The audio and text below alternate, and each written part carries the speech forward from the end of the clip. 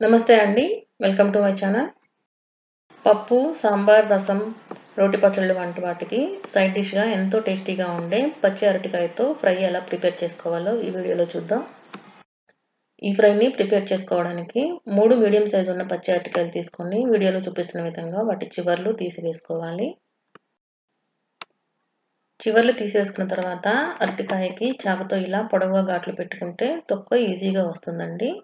ఇలా అరటికాయలన్నిటికీ తొక్క తీసుకొని మరీ సన్నగాను మరీ పెద్దగాను కాకుండా మీడియం సైజు ఉండేలాగా ముక్కలు కట్ చేసుకోవాలి. విధానాన్ని కట్ చేసుకున్న వెంటనే ఫ్రై ప్రిపేర్ చేసుకున్నట్టయితే ఉప్పు నీళ్ళలో వేసుకోవాల్సిన అవసరం లేదండి.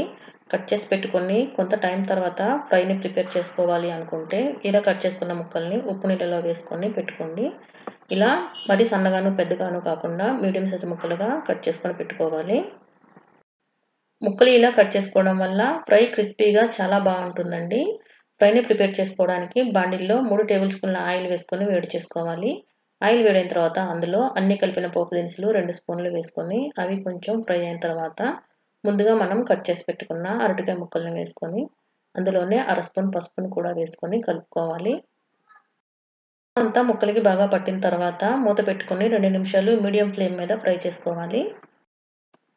అరటికాయ ముక్కల్ని 2 నిమిషాలు మూత పెట్టుకొని ఫ్రై చేసుకున్న తర్వాత ఇందులో పావు స్పూన్ వరకు ఉప్పును వేసుకొని ఒకసారి బాగా కలుపుకోండి. ఉప్పు వేసి కలుపుకున్న తర్వాత మూత లేకుండా ఈ అరటికాయ ముక్కల్ని 5 నుండి 7 నిమిషాలు ఫ్రై చేసుకుంటే అరటికాయ ముక్కలు 70% వరకు ఫ్రై అవుతాయండి. ఇందులో 1 టీ స్పూన్ అల్లం వెల్లుల్లి పేస్ట్, 2 రెమ్మల కరివేపాకును వేసుకొని 2 లేదా 3 నిమిషాలు మీడియం ఫ్లేమ్ మీద ఫ్రై చేసుకుంటే అల్లం వెల్లుల్లి పేస్ట్ పచ్చి వాసన పోతుంది. అల్లం వెల్లుల్లి పేస్ట్‌ని ముక్కలతో పాటే వేసుకొని ఫ్రై చేసుకుంటే మాడిపోతుందండి. ఫ్లేవర్ కూడా అంత బాగుండదు. ఇలా 70% ఫ్రై అయిన తర్వాత వేసుకుంటే టేస్ట్ బాగుంటుంది. ఇప్పుడు ఇందులో 1 టీ స్పూన్ ధనియాల పొడి, 1 టీ స్పూన్ ఎండు కొబ్బరి పొడి, 1.5 టీ స్పూన్ కారం మీ టేస్ట్‌కి సరిపడా వేసుకోవచ్చండి. టేస్ట్‌కి సరిపడినంత ఉప్పు వేసుకొని లో ఫ్లేమ్ మీద మరొక నిమిషం ఫ్రై చేసుకుంటే సరిపోతుంది.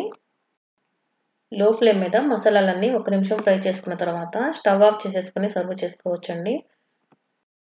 కరకరలాడుతూ ఉండే అరటికాయ ఫ్రై రెడీ అండి.